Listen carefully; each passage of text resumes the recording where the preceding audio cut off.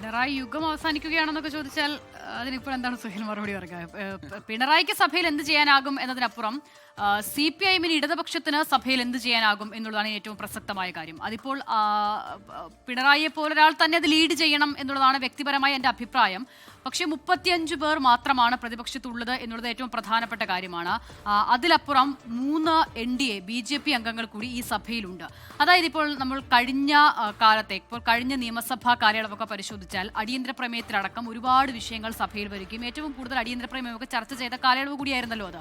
അപ്പോൾ ആ സമയങ്ങളിലൊക്കെ പല വിഷയങ്ങളിലും കേന്ദ്ര നയങ്ങൾക്കെതിരെ, കേന്ദ്രത്തിന്റെ നിലപാടുകൾക്കെതിരെയൊക്കെ വലിയ വിമർശനങ്ങൾ ഉയരുകയും ആ നിലയിലുള്ള ചർച്ചകളൊക്കെ നടക്കുകയും ചെയ്തിരുന്നു ആ നിയമസഭാ കാലയളവിൽ. അന്നൊക്കെയും കേന്ദ്രത്തിൽ നിന്നും ഉണ്ടാകുന്ന നിലപാടുകളെക്കുറിച്ച്, കേന്ദ്രത്തിന്റെ ഇടപെടലുകൾ കേരളത്തിന്റെ സാമ്പത്തിക മേഖലയിൽ അടക്കം സൃഷ്ടിക്കുന്ന പ്രതിസന്ധികളെ കുറിച്ചൊക്കെ സർക്കാർ പറയുന്നു. പ്രതിപക്ഷം, അതായത് UDF അന്ന് സ്വീകരിച്ച നിലപാട് അത് ഒരു കൊടുക്കൽ വാങ്ങൽ, ഒരു ഡീൽ രാഷ്ട്രീയത്തിന്റെ ഭാഗമായി നടക്കുന്നതാണ് എന്നൊക്കെയായിരുന്നു. അപ്പോൾ അതിൽ വ്യക്തമായ ഒരു അഭിപ്രായം പറയാൻ ആ ഭാഗത്ത് നിന്ന് ആരും ഉണ്ടായിരുന്നില്ല എന്നുള്ളത് നമുക്കറിയാം. അപ്പോൾ ഇത്തവണ ഈ മന്ത്രിസഭാ കാലയളവിൽ അല്ലെങ്കിൽ ഈ നിയമസഭാ കാലയളവിൽ സംഭവിക്കാൻ പോകുന്നത് എന്താണ്? കേരളത്തിന്റെ സാമ്പത്തിക സ്ഥിതി അടക്കമുള്ള വിഷയങ്ങളുമായി ബന്ധപ്പെട്ട് ഇപ്പോൾ ഏറ്റവും ഒടുവിൽ കഴിഞ്ഞ തവണ PMC അടക്കമുള്ള വിഷയങ്ങളൊക്കെ വരുന്നുണ്ടല്ലോ. അപ്പോൾ അങ്ങനെ കേന്ദ്രവുമായി ഡയറക്റ്റ് ഫൈറ്റിലുള്ള ഏത് വിഷയം വരുമ്പോഴും അതിൽ നേരിട്ട് തന്നെ മറുപടി പറയാൻ അവിടെ 3 പേരുണ്ട്. അപ്പോൾ അത്തരം വിഷയങ്ങളിലൊക്കെ പ്രതിപക്ഷമാകാൻ ഒരുപക്ഷെ BJPക്ക് കഴിയുന്ന ഒരു സാഹചര്യമുണ്ട്.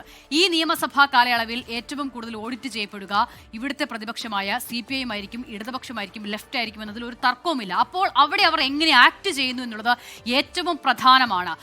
കേന്ദ്രത്തിനെതിരെ ഉയർന്നു വരുന്ന വിമർശനങ്ങളിൽ സ്വാഭാവികമായും BJPയുടെ നേരിട്ടുള്ള മറുപടി വരുമ്പോൾ അവിടെ CPIഎമ്മിന് എന്ത് ചെയ്യാനാകും, ഇടതുപക്ഷത്തിന് ആകെയുള്ള 35 പേർക്ക് എന്ത് ചെയ്യാനാകും എന്നുള്ളതൊക്കെ ഏറ്റവും പ്രസക്തമാണ്. അതുകൊണ്ട് തന്നെ അവരെ ആര് ലീഡ് ചെയ്യുന്നു എന്നുള്ളത് അതിലേറെ പ്രസക്തമാണ്. വ്യക്തമാണ്.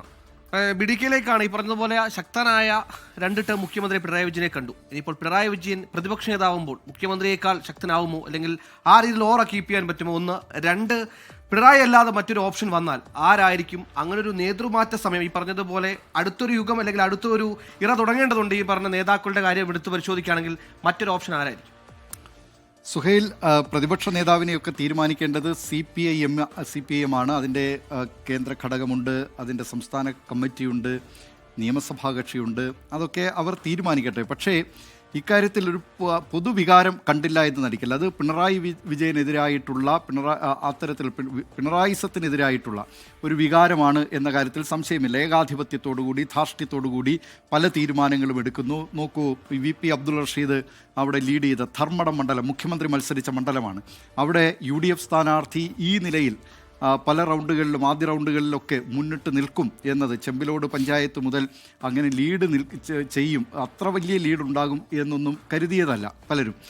അതിലൊക്കെ വളരെ പ്രധാനപ്പെട്ട പിണറായി സ്വീകരിച്ചിരുന്ന ശൈലി പലപ്പോഴും അത് ജനങ്ങളെ നിന്ന് അകറ്റിയതാണ്. ഈ തെരഞ്ഞെടുപ്പ് കാലത്ത് പോലും അത്രയധികം സുരക്ഷാ സംവിധാനങ്ങളോടുകൂടി ആദ്യം ആ സ്ഥലത്തൊക്കെ വന്ന് ഈ പോലീസ് നായ്ക്കൾ വന്ന് പരിശോധിക്കുക.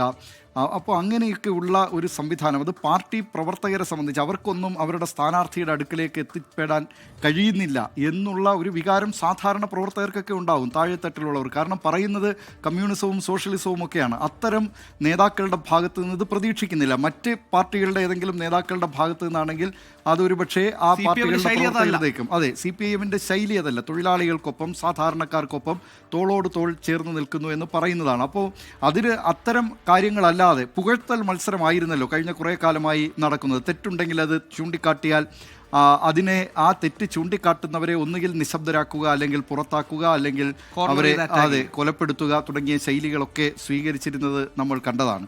അപ്പോൾ ഇതിന് കേരളത്തിനൊരു കപ്പിത്താനുണ്ട്, അത് ആടിയുലയില്ല, കപ്പൽ ആടിയുലയില്ല എന്നൊക്കെയുള്ള തരത്തിലുള്ള ഈ സാധാരണ മുൻകാലത്ത് ഇങ്ങനെ വ്യക്തിപരമായി പൂജ നടത്തിക്കൊണ്ട് സ്തുതിപാഠകരായി മാറിക്കുന്ന ഒരു ശൈലി ഉണ്ടായിരുന്നില്ല.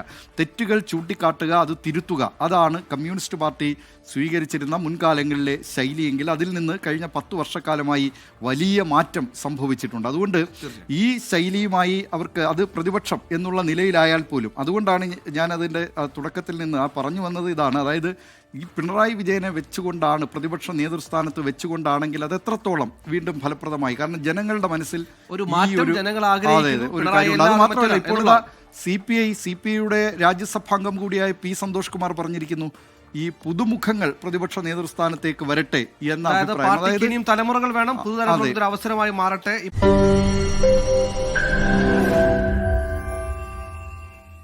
ലോകത്തെവിടെയായാലും ഏത് സമയത്തും 24 വാർത്തകളും ഓഗ്മെന്റഡ് റിയാലിറ്റി പാക്കേജുകളും എക്സ്പ്ലെയിനറുകളും വിശദമായി കാണാൻ ഞങ്ങളുടെ യൂട്യൂബ് ചാനൽ നിങ്ങൾക്ക് സബ്സ്ക്രൈബ് ചെയ്യാം.